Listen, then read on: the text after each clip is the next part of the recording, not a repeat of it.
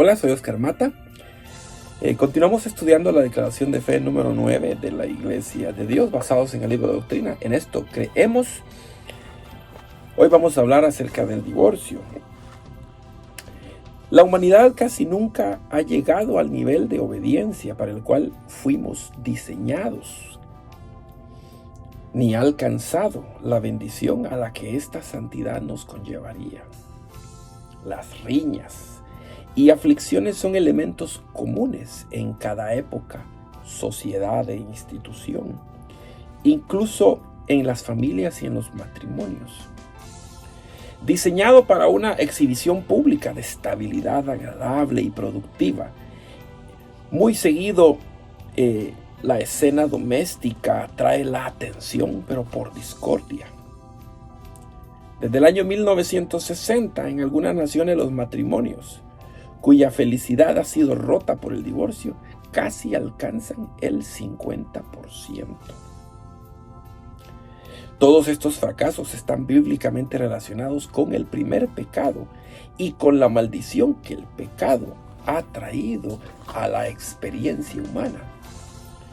Así como se muestra la unión matrimonial en la última parte del segundo capítulo de Génesis, también el pecado se desata en el tercer capítulo, y la felicidad matrimonial destinada para la primera pareja es probada tremendamente. Y esto no fue solamente para Adán y Eva. Las palabras de Dios dirigidas a la pareja caída significan que el resultado de su pecado les traería trabajo y tensión constante que acompañaría todos sus esfuerzos para vivir en perfecta armonía. Él le dijo a la mujer en Génesis 3:16, y tu deseo será para tu marido y él se enseñoreará de ti. Si bien la labor de salvación de Cristo termina con esta maldición, no borra el hecho de que muchas relaciones matrimoniales siguen sufriendo la negativa realidad que esto conlleva.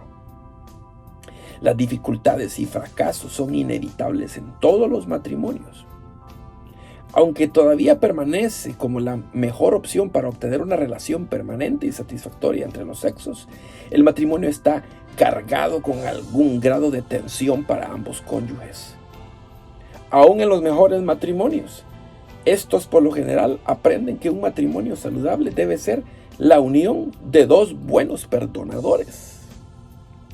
Para Abraham y Sara, la manzana de la discordia era la infertilidad. Para Isaac y Rebeca era el favoritismo de uno de los hijos. Para Jacob, David y Salomón, el conflicto eran sus múltiples mujeres. Para otros, la discordia pueden ser los problemas financieros, las expectativas de sus responsabilidades, las tensiones sexuales, los suegros u otros asuntos.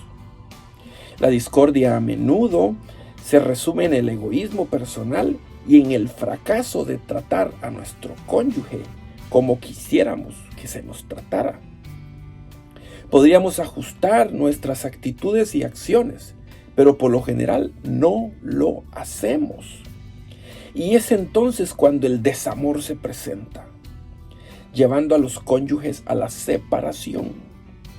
Si la pareja que se está divorciando evade el serio abuso emocional o físico que esto implica, conforme se van separando, la separación sería más exitosa que muchas otras, pero realmente no terminan así los matrimonios. Terminan en grandes pleitos. No terminan agarrándose la mano y diciendo, Dios te bendiga, no pudimos, pero Dios te bendiga. Y échale ganas.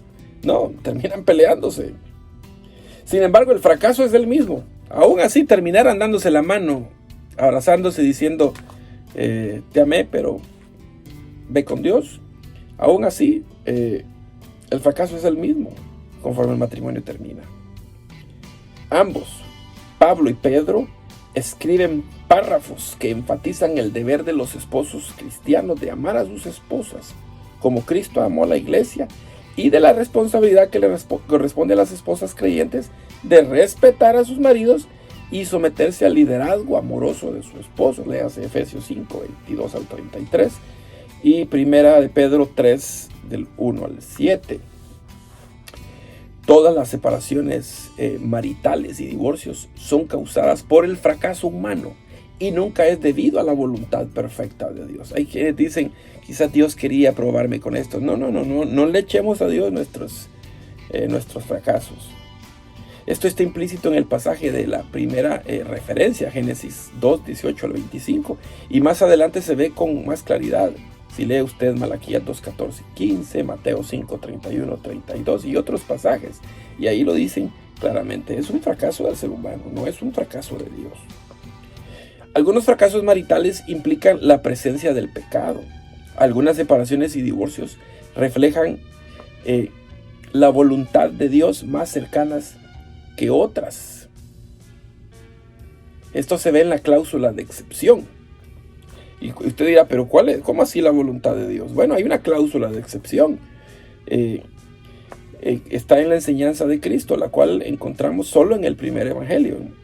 Mateo registra en 2 ocasiones que Jesús expresa su instrucción acerca del divorcio, agregando la palabra excepto por inmoralidad sexual. Entonces podría decirse que fue un divorcio de acuerdo con la voluntad de Dios. Bueno, no de acuerdo con la voluntad de Dios porque Dios quisiera que se divorciaran, pero sí tiene la permisión de Dios porque hubo inmoralidad sexual. Mateo 5:32 dice, pero yo digo que el que repudia a su mujer, a no ser por causa de fornicación, hace que ella adultere, y el que se case con la repudiada comete adulterio. Vea usted aquí lo que mencionó Jesús. Inmoralidad sexual en estos versículos viene de la palabra griega porneia, frecuentemente traducida como fornicación. Cubre una amplia variedad de ofensas sexuales. En estos versículos Jesús dice que un matrimonio roto por infidelidad sexual de uno de los cónyuges puede resultar en divorcio del que él reconoce como legítimo para el otro cónyuge.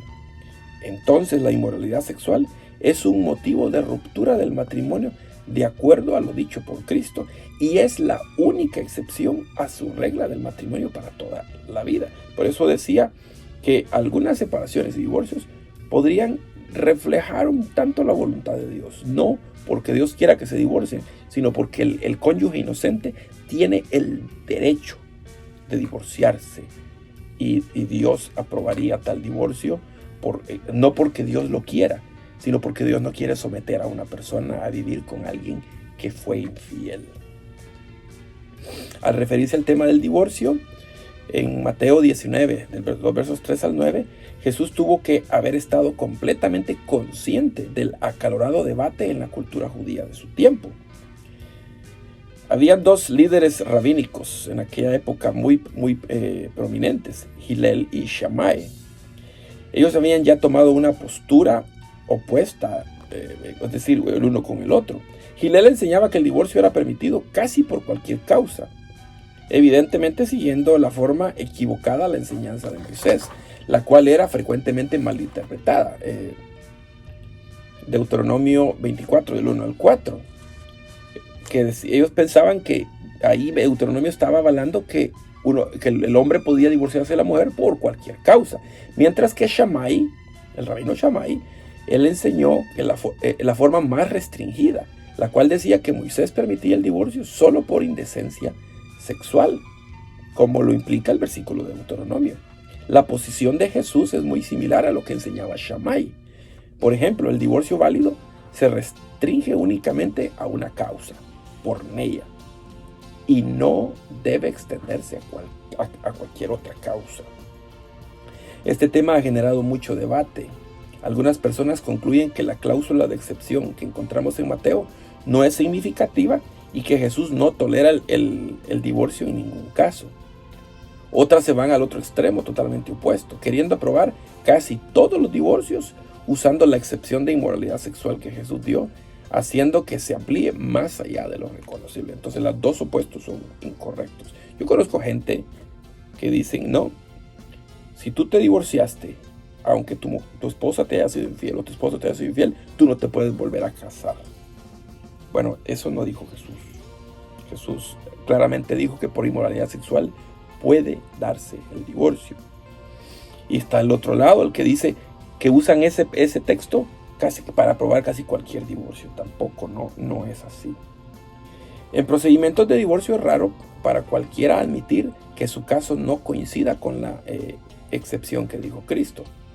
Sin embargo, el insistir algo contrario a lo que dice Mateo 5:32 y Mateo 19:9, diciendo que el divorcio nunca es permisible para los cristianos, a pesar de la situación, degrada las palabras de Jesús y desacredita las Escrituras.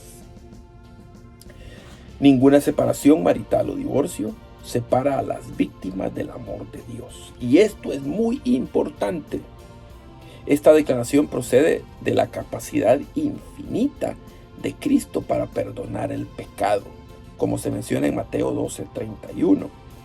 Dicho pecado es expiado por su muerte y resurrección en nombre de la caída de la humanidad. Cada divorcio involucra en cierto punto al pecado, alguno más que otro, pero ningún divorcio es imperdonable. Las enseñanzas de Jesús y del Nuevo Testamento acerca del pecado imperdonable nunca están ligadas al matrimonio, al divorcio o segundas nupcias. Y ese es el problema que tienen otros. Casi que convierten el divorcio como un pecado imperdonable. Eso también es incorrecto. Los cristianos que experimentan el divorcio o que vuelven a contraer un segundo matrimonio pueden con confianza buscar el corazón perdonador de Jesús al respecto. Porque Él dice que todos los pecados serán perdonados a los hijos de los hombres. Y las blasfemias cualquiera que sean. Y ahí dice, ¿no?, sobre la blasfemia contra el Espíritu Santo, pero eso es otro tema. Pero dice que todos los pecados pueden ser perdonados. Léase Marcos 3:28. En oraciones de confesión y arrepentimiento por divorcio y segundas nupcias, los cristianos deben confrontar honestamente sus propias palabras, acciones y actitudes que contribuyeron al divorcio, sin importar la magnitud de las faltas y fracasos de sus primeros cónyuges. Así que hay pastores que niegan el apoyo espiritual a los que se divorcian. Eso es incorrecto. Ningún pecado debe ser considerado más grande que otro, y todas las personas necesitan restauración. Todas las personas necesitan acompañamiento, ayuda para superar los fracasos. No agreguemos más. La Escritura entonces aprueba el divorcio, sí. ¿Quiere Dios el divorcio? No. ¿Cuándo aprueba la Escritura el divorcio? Bueno, mayormente tomamos lo que dijo Jesús, que es por causa de fornicación, porneia. La palabra porneia del griego significa inmoralidad sexual. Habrían otras inmoralidades sexuales que podríamos incluir ahí, pero básicamente porneia en el sentido del divorcio suele entenderse más que se refiere a la infidelidad sexual de uno de los cónyuges. Si no es por infidelidad sexual, bueno, entonces habrá que revisar lo que está pasando entre ellos, ver cómo se restaura. Ahora, ¿tiene que divorciarse alguien cuya pareja le fue infiel? No.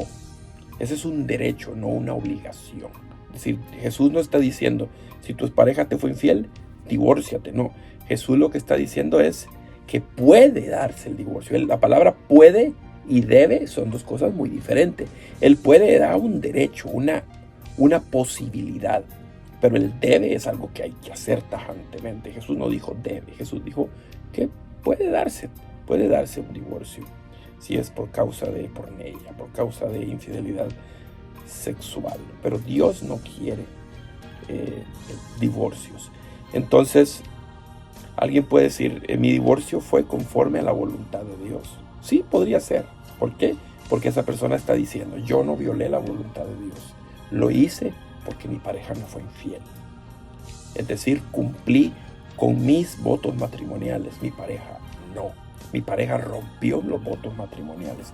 Y en consecuencia, de acuerdo con el permiso dado por Jesús, entonces, por eso me divorcié. Entonces, por ahí van los asuntos, ¿no?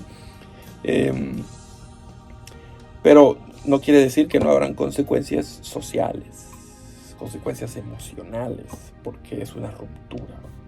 Hay dolor en medio de todo esto, pero Cristo puede restaurar. Y si alguien ya pasó por el divorcio y no fue por causa de fornicación, también esa persona puede encontrar restauración. Los pastores, las iglesias deben abrirse para ayudar a las personas que han atravesado por esas circunstancias. El divorcio no es un pecado imperdonable, pero al final es un pecado si la persona se divorcia por la razón inadecuada. ¿Podrían haber otras causas para el divorcio? Bueno, eso es interesante y les invito a que en la próxima lección vamos a mencionar si habría la posibilidad de divorcio por otras causas. ¿Cuál es la postura bíblica y cuál es la postura de la iglesia? Así que seguiremos estudiando este interesante punto. Paz a ustedes.